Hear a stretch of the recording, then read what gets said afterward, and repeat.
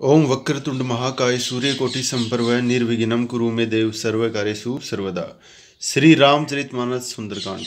शांतं शाश्वतं परमेवनघनं निर्वाण शांति प्रदम ब्रह्मा शंभु फणीन्द्र शिव मनीषं वेदांत वेदं विमुखं रामाख्यं जगदीश्वरं सुरगुरुं माया मनुष्यं हरियं वंदे अहम करुणाकरं रघुवरम भूपाल चूड़ामणियम।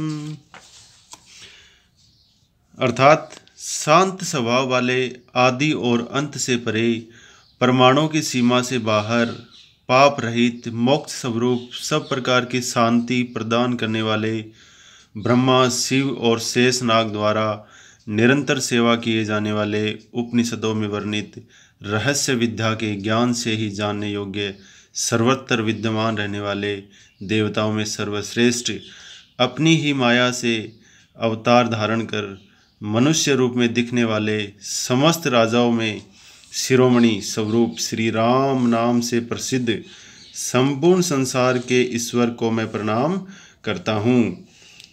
नान्यास्परा रघुपते हृदयस्मदीये सत्यं वदामि च भवान् अखिलान्तरात्मा भक्तिं पर्यच्छ रघुपुरं निर्भरा में कामादि दोष रहितं कुरु मानसं च। हे रघुनाथ जी, आप तो सबके हृदय में विद्यमान हैं, अर्थात सभी के हृदय की बात जानते हैं। इसलिए मैं सत्य कहता हूँ कि अन्य कुछ भी पाने का मोह नहीं है। हे रघुकुल शिरोमणि, आप मुझे अपनी एकांतिक और अनन्य भक्ति प्रदान कीजिए और मेरे मन को काम, क्रोध, लोभ, मोह आदि विकारों से मुक्त कीजिए। अतुलित बलधामम हैम शैलावदेहम धनुजवरकरसानुम ज्ञानिनाम गर्गणम सकल गुण निधानम वानराणम दिशम भगवती वीर्य भक्तम वात जातम नमामि। असीमित शक्ति के स्वामी, सोने के पर्वत अर्थात सुमेरु के समान आभायुक्त शरीर वाले, दानव रूपी वन को जलाने के लिए अग्नि के समान, भगवत वेताओं में अग्रगण्य, सभी प्रकार के गुणों के निधान, वानर समूह के स्वामी, भगवान श्री रामचंद्र जी के परम भक्त वायुनंदन श्री हनुमान जी को मैं प्रणाम करता हूँ। जामवंत के वचन सुहाए, सुनी हनुमंत हृदय अति भाए, तब लगी मोहि परखेउ तुम भाई, सही दुख कंद मूल फल खाई। जाम्बवान द्वारा उत्साह पैदा करने और शापवश भूले हुए अपने बल और सामर्थ्य का सुंदर वचनों द्वारा स्मरण कराए जाने पर हनुमान जी को बहुत अच्छा लगा। वह सीता जी की खोज के लिए लंका जाने को तैयार होते हुए बोले, हे भाई, तुम लोग कंदमूल और फल आदि खाकर हर प्रकार के दुखों और संकटों को सहते हुए मेरी प्रतीक्षा करते रहना, जब तक मैं सीता जी का पता लगाकर लौट ना आऊं। जब लगी आओ सीते देखी, होई काज मोहि हर्ष विशेषी, यह कही नाई सब न कहु माता, चले हर्षि हियम धरी रघुनाथा। निश्चित रूप से यह काम होगा, क्योंकि इस समय मुझे अलौकिक प्रसन्नता हो रही है।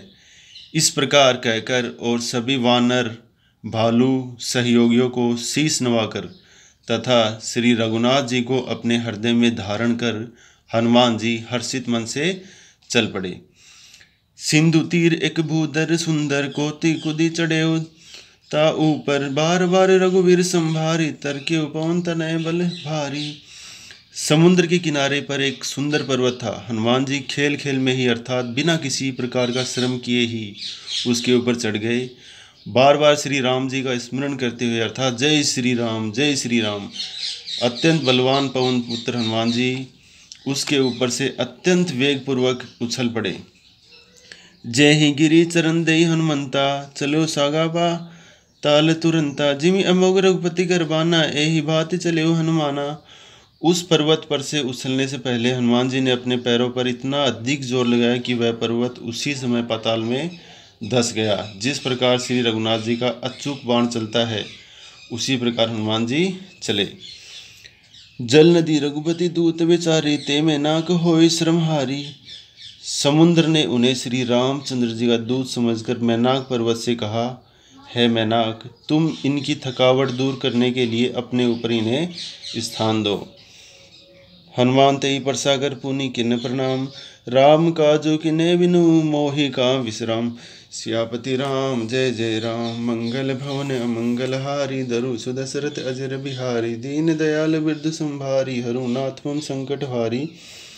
समुद्र की आज्ञा पाकर जब मैनाक ने हनुमान जी को अपने ऊपर विश्राम करने का आग्रह किया, तब हनुमान जी ने केवल अपने हाथों से उसका स्पर्श भर कर दिया और प्रणाम कर कहा, मैं श्री रामचंद्र जी के कार्य हेतु जा रहा हूँ। जब तक उनका कार्य पूरा नहीं कर लूँगा तब तक मुझे विश्राम कहाँ करना है। जात पवन देव न देखा, जाने कहूँ बल बुद्धि विशेषा, सुरसा नाम अहिन के माता, पठनी आई कही तही बाता।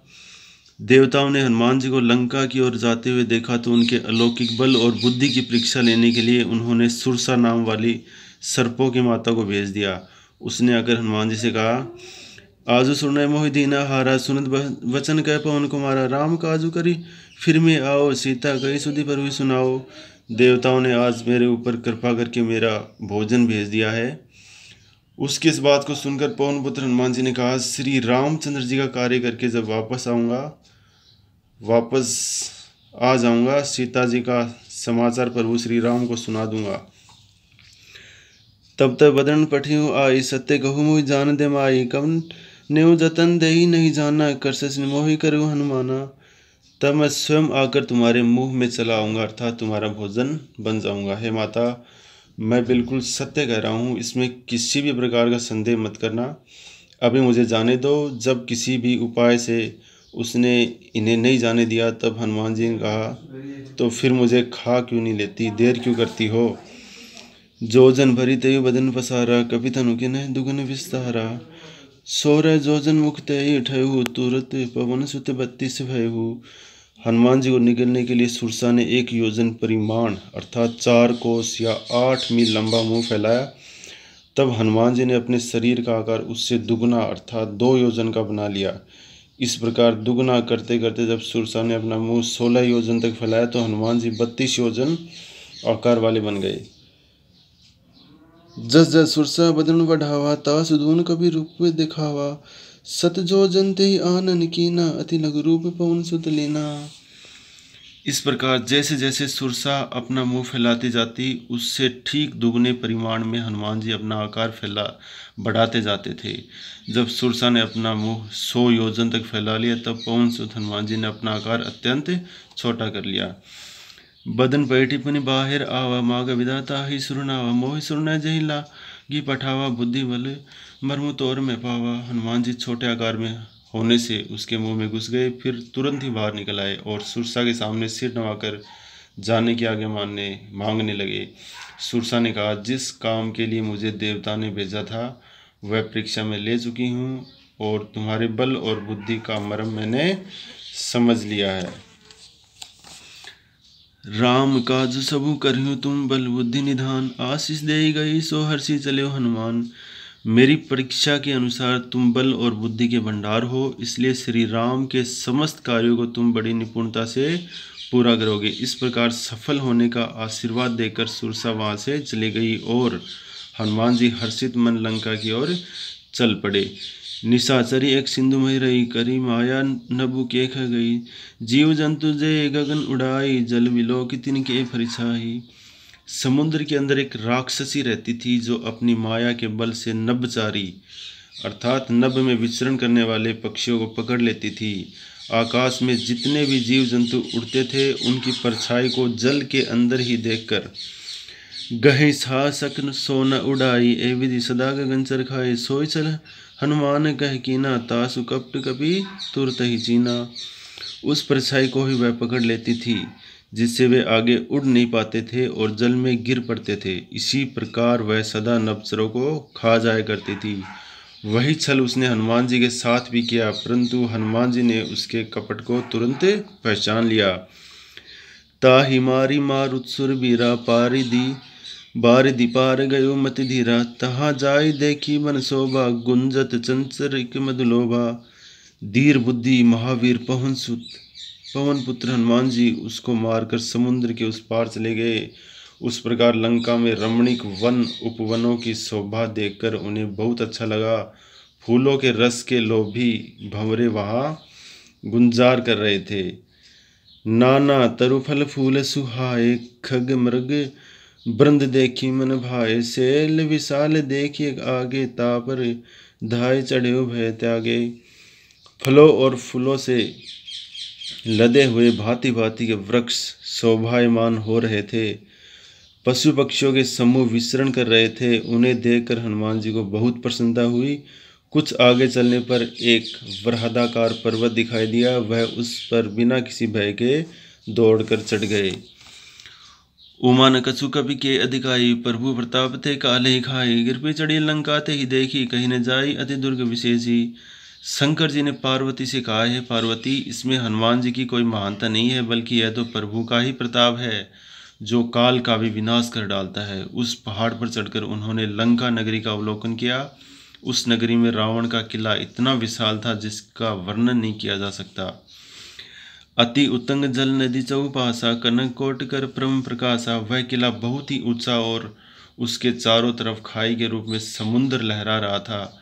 उसकी सोने की बनी हुई चार दीवारी से एक अद्भुत चमक निकल रही थी जो प्रकाश फैला रही थी।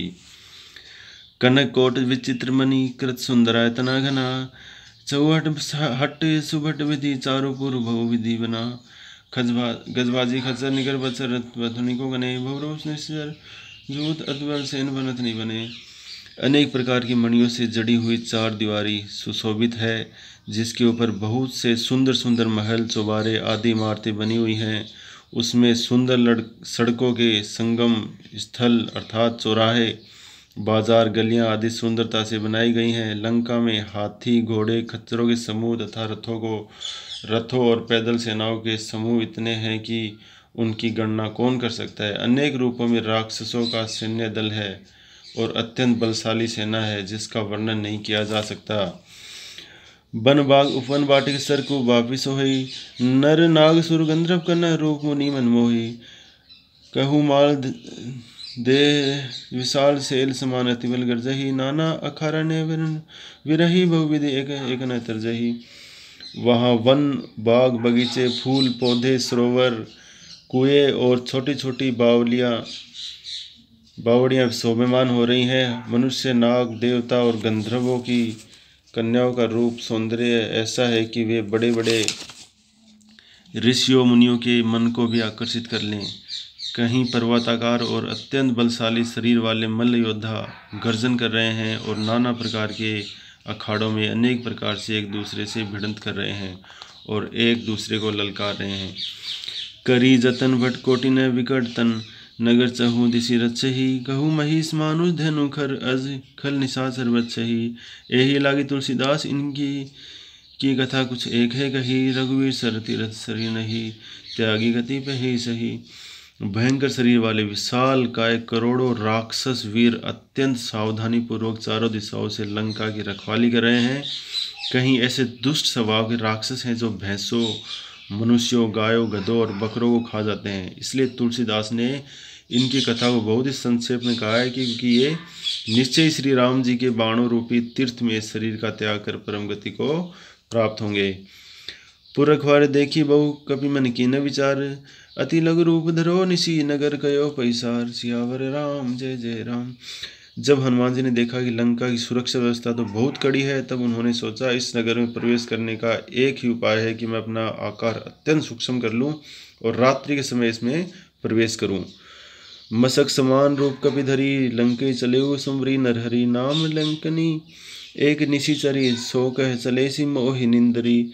ऐसा सोचकर हनुमान जी ने अपना रूप छोटे मच्छर के समान कर लिया और मनुष्य रूप में अवतार लेने वाले श्री रामचंद्र जी का स्मरण कर लंका में प्रवेश करने लगे। लंका के द्वार पर रात्रि में विचरण करने वाली लंकिनी राम नाम की एक राक्षसी रहती थी। उसने हनुमान जी को रोककर कहा, मेरा निरादर करके अर्थात बिना मेरी आज्ञा लिए तुम कैसे चले जा रहे हो? जाने ही नहीं मरमु सठ मोरा, मोर आहार जहाँ लग चौरा। मुठिका एक महाकपिहनी, रुधिर बमत धरनी ढनमनी। अरे मूर्ख, तुम मेरे भेद को नहीं जानता। जितने भी चोर हैं अर्थात छिपकर काम करते हैं वे सभी मेरा आहार बन जाते हैं। तब हनुमान जी ने उसको मुष्टिका का ऐसा प्रहार किया कि वह मुंह से रक्त बमन करती हुई भूमि पर लौटने लगी। जय श्री राम।